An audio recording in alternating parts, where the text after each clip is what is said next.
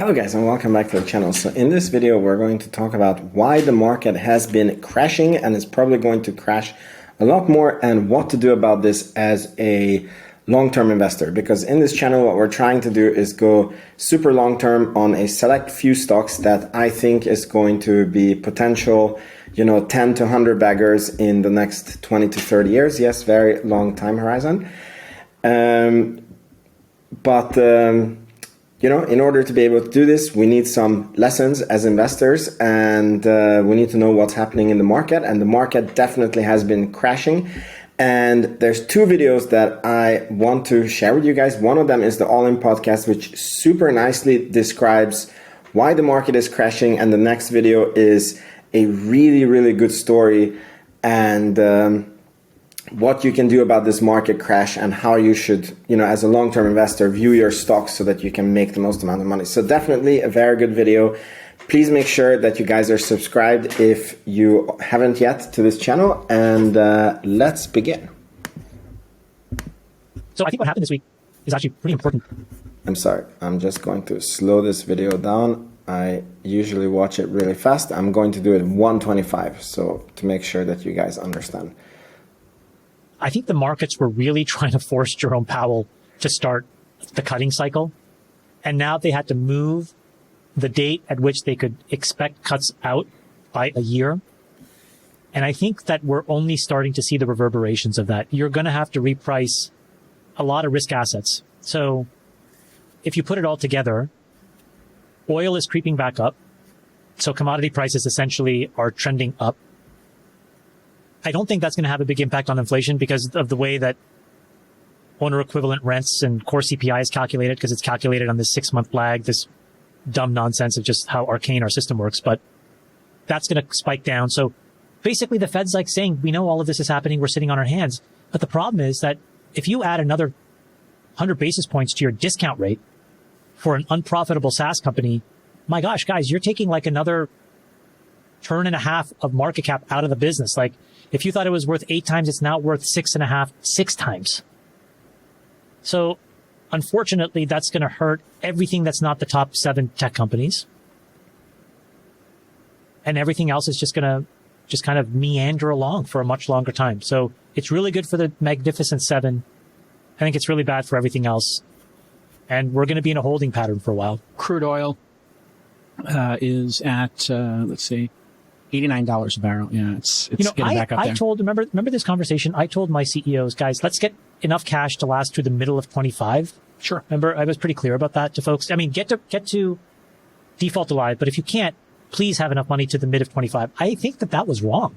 I think now you got to be Q1 of 26 and maybe even mid 26. So now I have to go back to all these CEOs and redo an entire justification for why they need to cut even more people, cut even more expense, cut more burn. I don't know where we're going to find another year of burn in most of these businesses. So I was wrong by at least a year, Jason, because of this. I think I got the words right, but I got the timing wrong. Yeah. Well, just to further translate this. Okay, so the markets right now are definitely taking a bath. The growth stocks are off significantly. Expect them to be off more. Yeah, and the reason is because the market had started to price in rate cuts next year. And now the Fed is saying that because inflation ticked up a little bit, it's not coming down as much. We have higher energy prices. We may not get those rate cuts. I think the Fed still maintains that we'll get 50 basis points of rate cuts next year, but the market was pricing in more. And I think people are starting to wonder if we'll even get the 50. So as a result of that, interest rates are going to stay higher longer, which means that risk capital will be less available. So valuations are going to go down, or at least they're not going to be racing back up like they used to. When I was saying mid 25. So this is the part that I wanted you guys to see. I think this has given a super good explanation, and I just want to go into a few more points that they are saying. So basically what has happened is that everybody is waiting like a kid on Christmas Eve for tomorrow morning when the Fed is going to lower the interest rates, and everybody had not everybody, but the aggregate market had an expectation that the interest rates are going to be cut soon. And this was basically killed by Powell. And it doesn't even sound like there is going to be interest rates decreases in 2024. And basically what this means is that people need to update their discount rate in their DCF calculations, and that lowers the valuations of companies. And on very speculative companies, you heard from Chamath that the value could be that you go from, you know, an 8 times price to revenue to a 6 times price to revenue, which is about a 25% decrease in the price. So what can you do with this data? One is that as a long-term investor, you're going to have a very extended period of time, hopefully, to buy the stocks that you like. If you know how to do valuations and you know what is a good deal, you're going to have a long time to be able to buy your favorite stocks. But should you time the market, and you know, how should you think about this? So I think that if you see a company that you like and you do your valuation and the price hits your target price, I think you need to go ahead and buy, because there is 2 uncertainties. One of them is that the market is always forward looking. So meaning that the market is going to turn 6 to even 9 months before they think that the good events are going to come, you know? So if the market is pricing in that the first rate cut is going to be Q1 2025, then maybe in Q2 or maybe even already in Q1 2024, the stocks are going to bottom. So that is number 1. And yeah, number 2 is that we're going to have an extended amount of time. So you really get to build out a very sizable position. And number 3 is exactly what he said, that you need to be. So we know that there's the Magnificent Seven, the, you know, Meta, Google, Amazon, you know, Microsoft, Apple, all these big companies, Netflix, and they're just going to be fine. And probably if you want to have a very outsized return, you want to invest into other type of companies that are maybe a bit smaller. And if you go into spec plays, like companies that are maybe not even profitable, you really have to see their balance sheets and their cash burns. For example, I'm looking at a company called Rocket Lab, and they are burning cash. And you know, I look at it and I'm like, okay, they have 400 million in cash. They're burning 40 million in cash every quarter, so they have 10 quarters of runway. And does that take them past this, you know, early 2026? And the answer is yes. But if you see a company like, I don't know, a good example, Lucid Motors, no, they have quite, but whatever. If you see a spec company that is running out of cash, don't touch it. It's too risky. They're not going to make it. So this is the key takeaways from this. So now, as a long-term investor, this is a second video that was just so good that I feel like I have to share with you guys. And this is the perfect video to edit to. I'm also going to speed this up a little bit because it's quite a long video. And I will give my viewpoints in the end. But if you're a long-term investor, this is a super good video. Welcome, everyone. Thanks for joining. Every once in a while, as I'm browsing the internet and spending my time on the Discord, the community Patreon Discord, and amongst different internet investing forums, I come across a piece of content that is really good, one that changes my perspective, one that makes me think differently about a topic, and it molds my views on different subjects. When a piece of content like that comes around, it's rare. And when I find something like that, I have the urge to share it with you. I want to just take it and show you what I found. That's what I want to do in this video. I came across this article here from the author Qin Hui Liang, Chinese name, so I probably butchered it, but I think that's his name. And it's been shared on the Discord, it's been shared around Twitter, it's making the circles, and I think for good reason. I think that this is a fantastic write-up. The subject of it, as the title says here, is buying a good stock is easy, but can you hold? Now, normally this is paywalled, but the author here was kind enough to share this screenshot of it. So I want to go ahead and just go through it because I really think this is worth the time. It really changes my perspective on a few different subjects here. So he starts off with a story saying, imagine this. You bought a stock for $3.30 per share in January of 2007. 5 years later, the stock price almost soared to $10. How would you feel about this investment? Putting it in perspective, the gain would be more than 200% or an impressive 25% per year over this period. That return would put a smile on any investor's face. And that's not all. During this time, the S&P 500 benchmark for the US stock market lost almost 13% of its value. So you not only beat the market, you also crushed it. Wouldn't you be thrilled with such amazing returns? I would when I read this. If I went from $3.30 per share up to $10 per share, especially during a time period where the market was going down overall, you'd have to be satisfied with that. I think you'd be pretty pretty happy. But then we get into it. He highlights the treacherous journey of big returns. He says, I haven't told you the whole story yet. I gave you only the start, the purchase price, and then the end, the price 5 years later. What happened in between was a wild ride. This stock went from $3.30 per share to over $42, and then it crashed back down to under $10. That's insane, right? But how do you feel about the investment now? You may not feel as good as before. Maybe you wish you had sold your shares when it was $42 per share. Now that may sound like a smart move, but if you had sold the stock at this peak, you would have still missed out on a fortune. So all of a sudden things become more complicated. Instead of going from $3.30 to $10 and getting a nice 200% return, which instantly in my mind, I visualize that as a granular gain, just a gradual linear gain over time. $3.30 going a little bit of volatility up to $10. But the story that he shares here instead is one of going from $3.30 to $42 per share, then back down to $10 per share. A lot more emotionally tasking. This is the type of thing that plays with your decision making, your judgment, and your emotions. It's a lot more confusing. He continues on here, saying leaving money on the table. The stock I'm talking about is Netflix, which I have held since January of 2007. Today it's worth over $442 per share. That means that if you had sold at $42, you would have given up another 10 times your money. Even if you had bought at $42, you would still enjoy a huge profit. Here's what I want you to understand. Netflix stock price history shows you how hard it is to buy and hold a stock, even when it turns out to be a big winner. In theory, it sounds easy to buy a stock and to do nothing. But in reality, many investors lose their nerve and sell too soon, before the stock reaches its full potential. That is a painful mistake, because you miss out on the chance to make huge gains on your investment. It's like having a winning lottery ticket in your hands and throwing it away. So to summarize so far, this guy has held Netflix stock since January of 2007. And in that time, he's highlighting the journey that the stock has gone through, going from $3.30 to $42, then back to under $10, then up to $443. All these peaks and valleys in between that he says scares people out of stocks.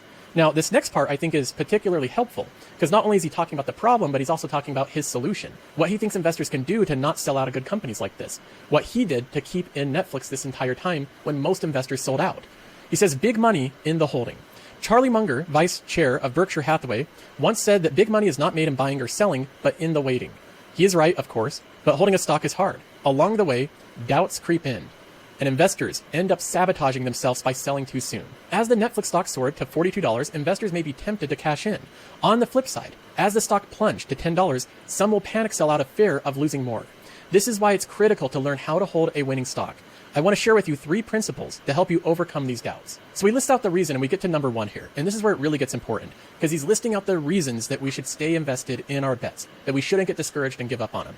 Don't fall into hate with your stock. It's a little bit jarring to read. It's different than the normal phrase. He says every investor knows you shouldn't fall in love with your stocks. I would suggest you do the opposite too. Do not fall into hate with your stocks. The hardest part to endure is a stock decline. Most investors will start looking for reasons for a decline as they dig for answers. They often focus on the problems and ignore the positives. That is so true. Anytime a stock goes down, you know everyone stops looking at any positives and they start looking at all the negatives. Look at Dollar General or Paramount or Disney or PayPal. If these stocks were racing upwards, people would be looking at the positives. But because they're racing downwards, everybody's highlighting the negatives. Now, the example he gives here is again Netflix. He says Netflix is a great case study again. A year ago, the online streaming platform recorded a loss of more than 1 million subscribers in the first half of 2022. That was a brutal year for Netflix. I was in that stock heavy. I went through a 70% drawdown in the stock. It was emotionally tasking and brutal to go through. He says many reasons were cited, ranging from the crowded field of competitors to the lack of quality content. In the process, investors overlooked the positives. Netflix had a strategy in place to launch an ad-supported plan while cracking down on password sharing. Within 6 months, it launched a new ad-supported option, surpassing all expectations. Since then, it's added over 15 million subscribers, more than 15 times the number lost in 2022's first half. Isn't that incredible? Everybody was all doom and gloom with Netflix. Oh no, Disney Plus and all these competitors are going to crush Netflix and they're losing subscribers. They're shrinking. This year, they've added 15 million subscribers, which is 15 times what they lost last year. See what positivity can do and staying optimistic with the stock? Those who sold in fair would have missed out on a 170% gain from its 2022 low. So the investors like Bill Ackman that sold out of the stock and gave up on the narrative of it, the thesis of it, they missed out on a massive recovery. Then he says number 2, beware of false narratives. The financial media loves pitting one competitor against another, painted as an epic battle. There is an underlying narrative suggesting that one can only be victorious. In other words, for one to succeed, the other must fail. In the case of Netflix, Disney Plus is often portrayed as its rival. But here's the truth. There are plenty of examples of two major competitors thriving in the same market. Take MasterCard and Visa in the payment processing space, or Alphabet and Meta for the digital ad space, or Coca-Cola and Pepsi, who have been competing since the 1980s. All of these companies thrive despite the presence of another competitor. So the narrative that the media likes to portray, that one of these companies has to duke it out, they're king of the hill and everyone else loses, he's saying that these are a false narrative to drive media clicks and YouTube clicks, but it's not necessarily the truth. Of course, there's enough people, enough eyeballs, enough people that are going to pay for both Netflix and Disney Plus. Lots of families have both of them. So while the popular narrative suggests there can only be one winner, there are many cases where this narrative simply does not hold up. Number 3, better to hold a losing stock too long than sell a winning one too early. Cynics will point out that most stocks are not worth holding for the long term. They are right. There will be times where you buy a stock, hold it for 5 years, and end up with little to nothing to show for it. Or worse, you may even lose money. But let me show you the other side of the story. I sold half of my original Netflix holding along the way. By doing so, I estimate that I missed out on 6,200% gains for the shares sold. So he sold a bunch of his Netflix along the way, he took some gains, and that turned out to be a massive mistake. Regret doesn't even begin to describe my feelings. It's like holding 62 stocks that went bust, and the chances of finding another Netflix are slim. So another way of phrasing this is, he could have literally bought 62 stocks that all went nowhere if he would have just held on to his Netflix. It would have made up for 62 different investments that went nowhere. So even though most stocks fail, the ones that you hold on to that win can make up for all of them. And this is a point that Peter Lynch repeatedly made. He said that you only need 4 out of 10 stocks to do well, or even less if the ones that do well do really well. And oftentimes, if you buy a great growth stock, it'll keep growing. With Peter Lynch, it was Dunkin' Donuts and Home Depot and Toys R Us. With this author, the stock is Netflix. He says, this experience fuels my belief that it's better to hold a losing stock too long than to sell a winning one too soon. The winners, as we saw in the case of Netflix, will utterly overwhelm the losers. After all, the most you can lose in a stock is 100%, but my remaining shares in the online streaming company are up by close to 13,500%. So to summarize the points, don't fall into hate with the stock, beware of false narratives, and hold your stocks long term. You'll have some losers, but that's okay. The last thing that he mentions here, and I think this is also worth pointing out, is a mentality that he has. He says, I would like to share a quote from the late Nelson Mandela. In moments of doubt, remember the words, I never lost, I either win or I learn. There are only 2 outcomes in holding stocks. Either you are right and you win, or if you are wrong, then you get to learn. If you frame the situation that way, you will always come out ahead. What's more, I submit that any lesson learned from holding stocks for years, if not decades, will stay with you for life. So that's basically it. Let's try to hold on to stocks long. So, fantastic, isn't it? So basically, the key takeaway from this video, bad times are coming for stocks. Good times are coming for long-term investors because we can get discounts for an extended period of time. If the stock hits your due diligence and your buying price, go ahead, pull the trigger, but be prepared to hold on to your stock because it might go lower and give you an even bigger discount.